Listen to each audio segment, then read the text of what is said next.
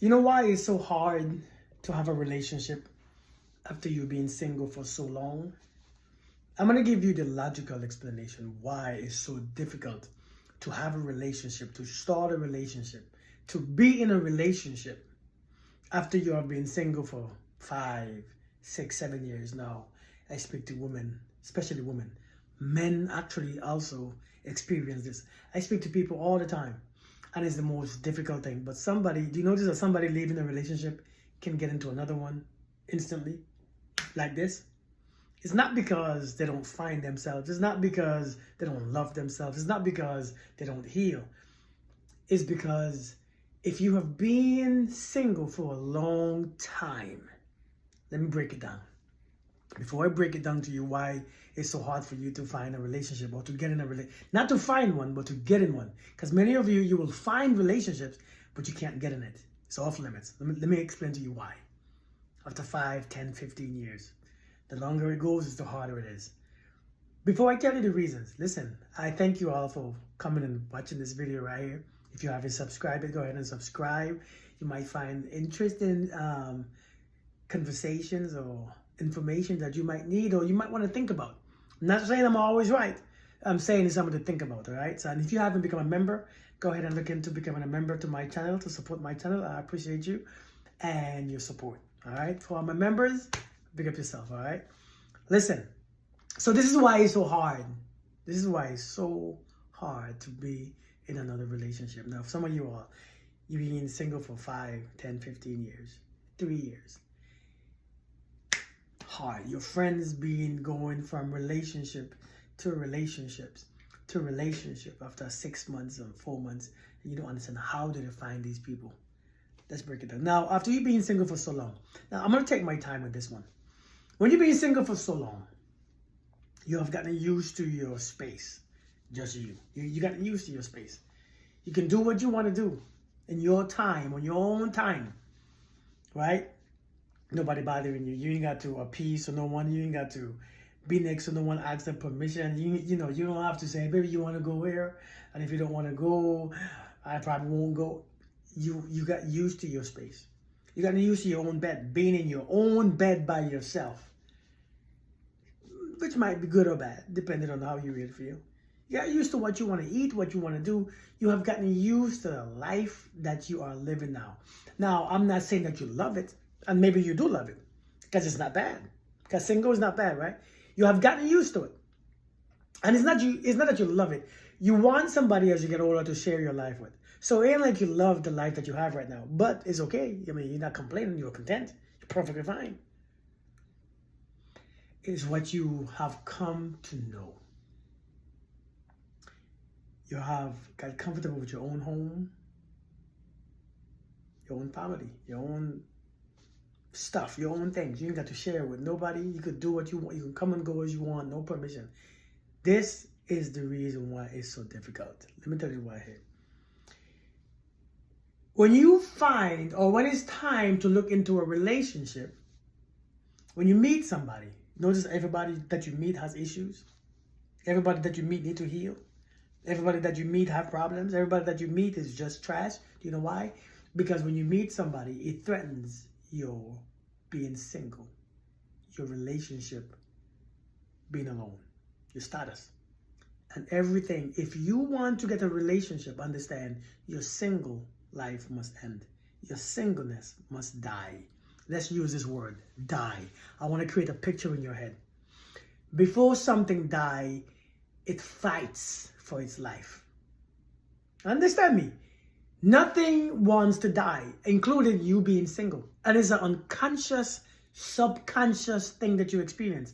It doesn't want to die. Because that part of you is what you know. You don't know the other side. You don't know relationship. Not this one.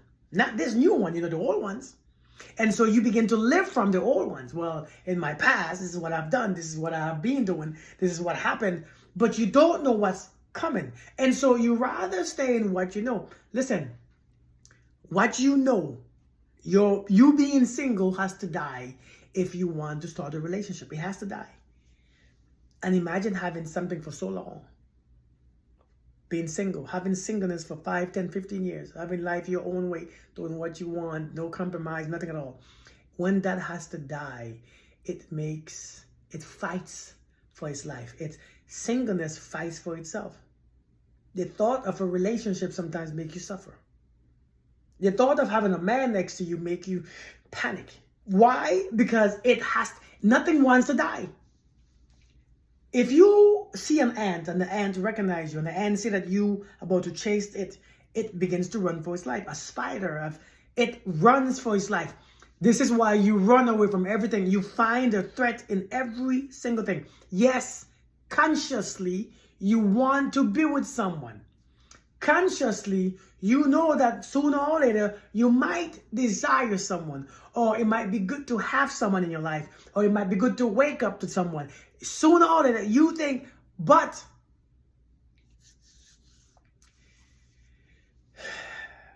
when you go for it, the singleness must die. You don't want to die. So let me tell you what you do instead. You begin to seek information.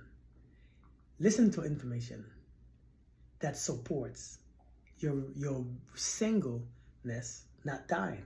So here's, you begin to focus on the bad relationships. You begin to focus on the divorce rate. You begin to focus on all the shit that's happening now. You begin to look at all the dirt and the end of the dating pools. You begin to look at all those things. You begin to find all the reasons to be single.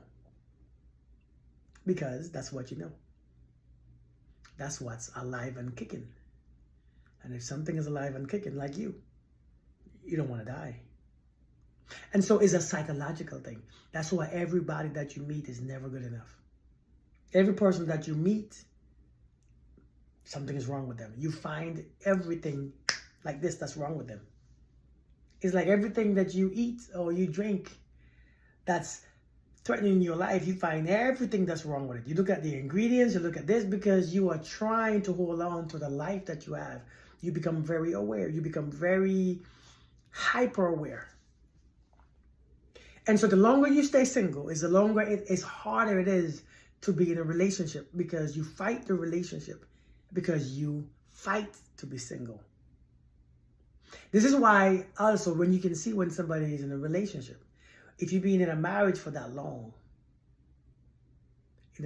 even if some of you now have been divorced, that relationship that you've been in, when you was in it for a long time, it's very hard to get out of it. And so your memory brings up things about, maybe I should give it a try. Maybe I made a mistake. Maybe they didn't mean what they said. Maybe, because why? You don't want it to die. See, when some things begin to die, it begins to stink.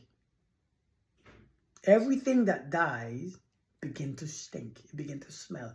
When your singleness is about to die, you find every reason to let go of the person that you're talking to let go of the person that you're dating. That person begins to do this and do that, and you begin to question. You have to, you have all these feelings of this and maybe I need something better. I'm not gonna. You find reasons. You find all the reasons in the world, and you never understand why nobody that you ever meet is good enough. And it's an unconscious thing. It's not something that you try to do, but it's being done to you. You're holding on to your single life for life and death because it's what you know. Like, for instance, see like how human beings, you might not agree with this. See like how we think there's a better life when we die. Some of us are Christians or whatever you are. You believe there's life. Life is better up there in heaven. But you don't want to die to go to heaven right now. You're scared of dying because it's what you know is this life. You don't really know the other one. You hear it is good. See, some of you, relationships can be good. Or you think it can be good. But to die with your singleness and go over to one which you're not sure of, you hold on to your singleness. This is the reason why it's hard. It's not because there's not enough people. It's everybody is struggling with the same thing. Everybody is suffering with the same thing. Everybody deals with this because nobody knows about it. It's an unconscious thing that you experience. It's an unconscious thing. So you and that man and that woman and the other man You all experiencing the same thing. You've been single for a while and you are scared. What if? What if it doesn't work? What if you hold on to every feeling that feels off multiplies? It amplifies within your mind. Every thought that comes to your mind of the other person amplifies because it gives you an excuse to hold on to being single. Being single is not a bad thing, but understand one must die so one can live. You know how the Bible says Christ had to die so we can live? Sin had to die so we can live? It's always a duality. A matter of fact, even going deeper, when we come into this world, we must die in another world. We must die in a different dimension to be alive in this. One must die. Your singleness must die. Scary. It's what you know. It's what you've been for the past 10, 15, 20 years. I hate people telling me all the time. I don't know if they find it as a strength. I don't know if they're boasting about it. I don't know if it's a flex. I've been single for 25 years. It's not a flex because many of us are scared. I know people who have been poor for 40 years, and I'm not comparing the two. I'm just using an example. I know people who have been poor for 40 years. It's not an honor. It's not a thing. We have to learn how to use these thoughts, these feelings, and go past them. We have to learn how to let go of the fear of death. See, all fear is based on death. Death of something dying. Your singleness, your lifestyle, but we all must put aside. We all must choose.